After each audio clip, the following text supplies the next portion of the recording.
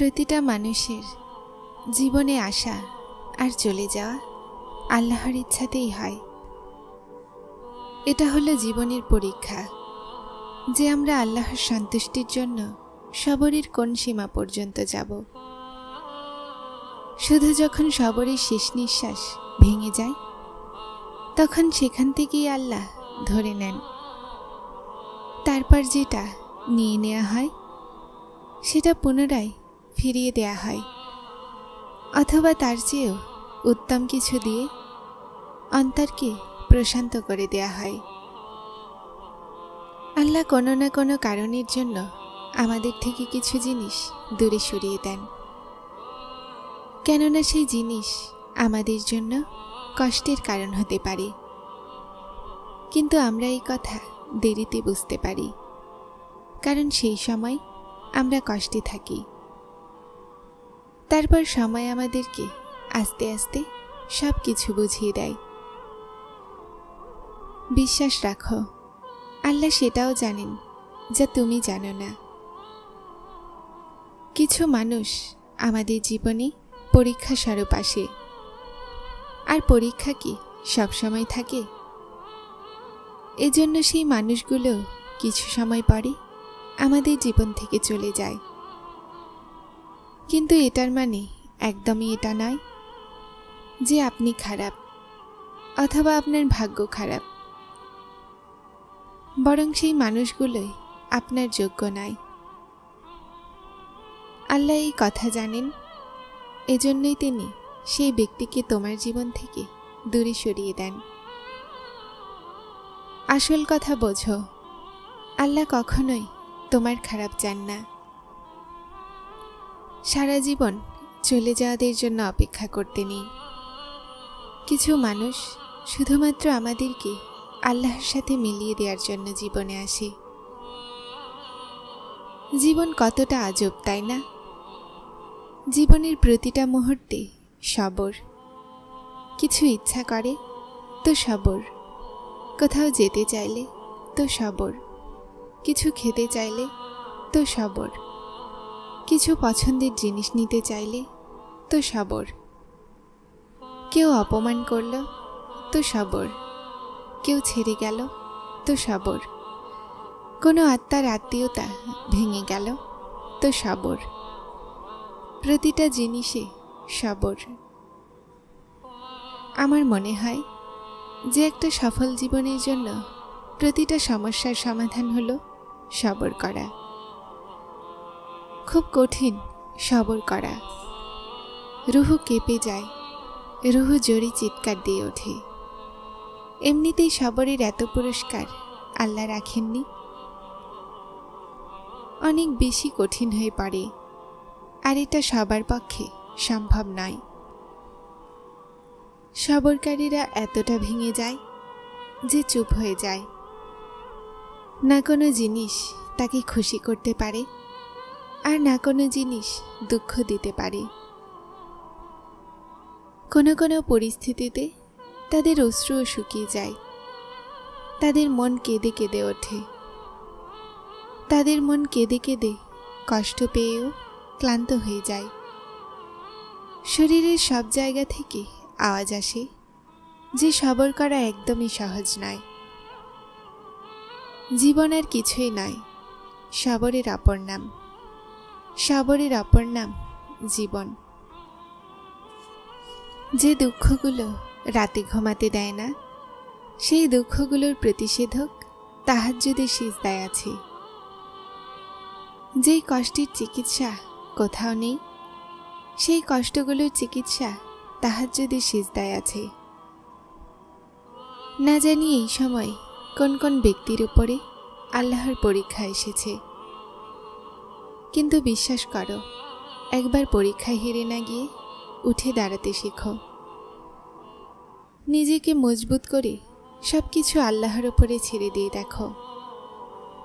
বাস্তবতাকে না দেখে আল্লাহর কোণের উপরে তাওয়াক্কুল করে দেখো। তারপর দেখে নিও কিভাবে রুহের ভিতর পর্যন্ত শান্তি আর শান্তিতে ভরে যাবে। সূরা কাহাফে একটা শিক্ষা আমাদের জন্য এটাও যে যখন এমন কিছু আমাদের জীবনে হচ্ছে যা বুঝতে না পারো, তো আমাদের তখন সবর করা উচিত। কেননা জরুরি নয় যে আমরা প্রতিটা জিনিসের হিকমত তৎক্ষণাৎই বুঝে নিব। কখনো কখনো এই কথা সময়ের সাথে সাথে বোধগম্য হয়। সময় সমস্ত রহস্য উন্মোচন করে দেয়। দুঃসময়ে সবর আর নামাজ, সেটা তো আপনাকে আল্লাহ তাআলার সাহায্য এনে দেয়। এদেরকে ছাড়া এই সাহায্য পাওয়া যায় না। এজন্য কোনো বিপদ আসলে সবরের সাথে নামাজের মাধ্যমে বেশি করে জুড়ে যাওয়া উচিত। বিপদের নীরবতার সাথে আল্লাহর ইচ্ছাতে রাজি হয়ে যা কিছু মজুদ আছে তার উপরে শুকরিয়া করবে আর আল্লাহর প্রতি সামনে ভালো আশা রাখবে যে আমার সবর আছে। আল্লাহ তাআলা বলেন, আর সবর আর নামাজের মাধ্যমে সাহায্য চাও। তাই দেখো, যখন এমন কোনো পরীক্ষা এসে যায় যে কোনো রাস্তা দেখতে না পাও, তুমি ন্যায় পথে থেকেও সমস্যার সম্মুখীন হতে হয়, তাহলে এমন অবস্থায় তোমার আল্লাহর ওপরে আরও বিশ্বাস দৃঢ় করে নিও।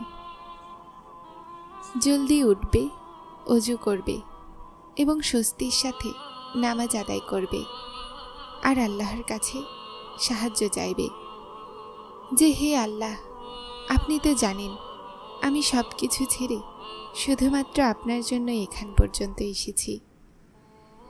আপনি আমাকে সঠিক পথে পরিচালিত করুন। আমাকে শয়তানের ওয়াসওয়াসা থেকে বাঁচিয়ে নেন। আমি গুনাহের পথে পুনরায় আর ফিরতে চাই না। তারপর দেখে নিও আল্লাহ কিভাবে তোমার সাহায্য করে। এটা তো শুধুমাত্র তোমার বিশ্বাসের পরীক্ষা। তুমি তো সৌভাগ্যবান, তিনি তোমাকে হিদায়াত দিয়েছেন আর নিজের রাস্তার জন্য বেছে নিয়েছেন।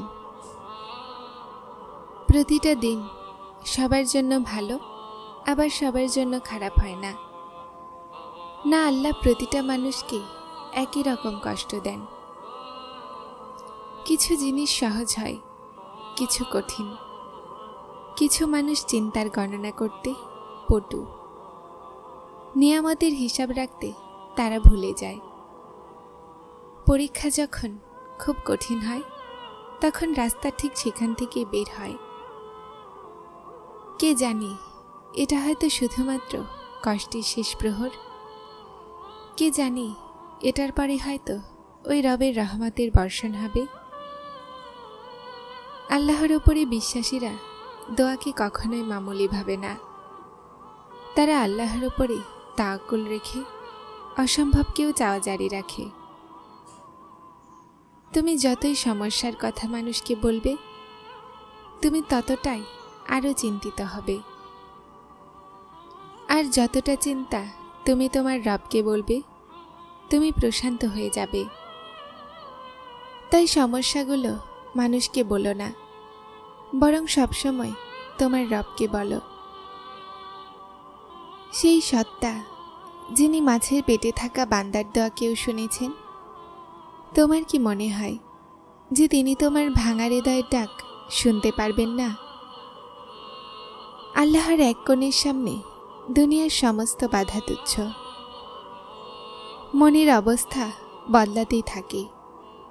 কোনো সমস্যার সমাধান করার জন্য জিনিস যেখানে হারায় সেটাকে সেখানেই তলাশ করতে হয়। যদি গাছ মরছে যায় তাহলে সেই মাটির দিকে নজর দিতে হয় যেখানে থেকে সে জন্ম নেয়। যখন কখনো সব রাস্তা বন্ধ নজরে আসে তখন কবুলিয়তের দরজাও খুলতে থাকে, যার তুমি কল্পনাও করনি। আল্লাহর অনুভব খুব বিশেষ হয়। যখন মানুষ আল্লাহর উপস্থিতিকে অনুভব করতে শিখে যায় তখন সে নিশ্চিন্ত হয়ে সব কিছু আল্লাহর হাতে ছেড়ে দেয়, সবরও করে নেয় আর আল্লাহকে রাজিও করে নেয়।